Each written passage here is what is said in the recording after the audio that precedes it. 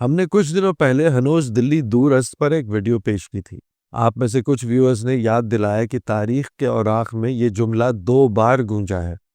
پہلی بار کا حال تو ہم نے پچھلے ویڈیو میں بیان کر ہی دیا تھا، لیکن دوسری بار یہ تب دہرایا گیا جب دلی کے تخت پر محمد شاہ رنگیلا رونق افروز تھے۔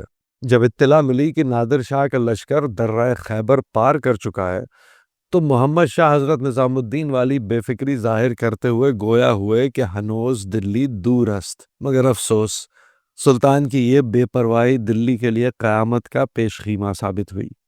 یہیں سے فارسی کا وہ مشہور مصرع زبان زد عام ہوا۔ مصرع تھا: شامت اعمال ماں صورت نادر گرفت۔ 1739 میں کرنال کی جنگ میں مغل فوج کو شکست دے کر نادر شاہ دلی میں داخل ہوا۔ اتنے میں کہیں سے شہر میں افواہ اڑی کہ نادر شاہ کا قتل ہو گیا۔ پھر کیا تھا؟ دلی والوں نے آؤ دیکھا نہ تاؤ اناج خانے کے پاس ایک ایرانی سپاہی پر ٹوٹ پڑے۔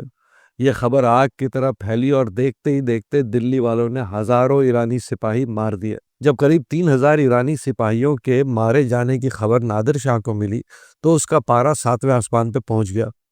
وہ چاندنی چوک کی سنہری مسجد پہنچا۔ وہاں سونے پہ سہاگا یہ ہوا کہ دلی والوں نے اس پر پتھراؤ کر دیا، یعنی کوڑھ میں کھاج والا کام ہوا۔ نادر شاہ مسجد کی چھت پہ پہنچا اور تلوار کو نیام سے نکال کر کھڑا ہو گیا۔ یہ اشارہ تھا قتل عام کا۔ بس اس حکم کی دیر تھی، ایرانی فوج نے دلی کو خون سے نہلا دیا۔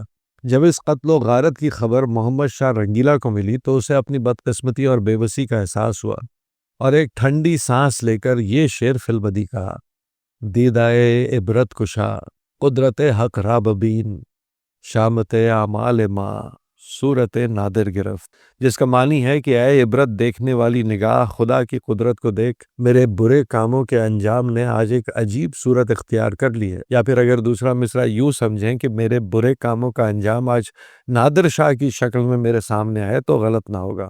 آخر کار وزیر با تدبیر نظام الملک ننگے سر اور گلے میں تلوار لٹکائے نادر شاہ کے سامنے حاضر ہوئے اور یہ شعر پڑھا: کسے نہ ماند کے دیگر بتیغ ناز کشی، مگر تو زندہ کنی خلق را او باز کشی۔ اب کوئی نہیں بچا جسے تو اپنی تلوار سے قتل کرے، اب بس یہی چاہ رہا ہے کہ مردوں کو زندہ کر اور پھر سے مار ڈال۔ وزیر کے بڑھاپے اور بے کسی نے نادر شاہ کو متاثر کیا اور اس نے تلوار کو نیام کے سپرد کر دیا۔ اس کے نقیبوں نے بھاگ بھاگ کر دلی میں امان امان کی صدائیں لگائیں اور قتل عام رک گیا۔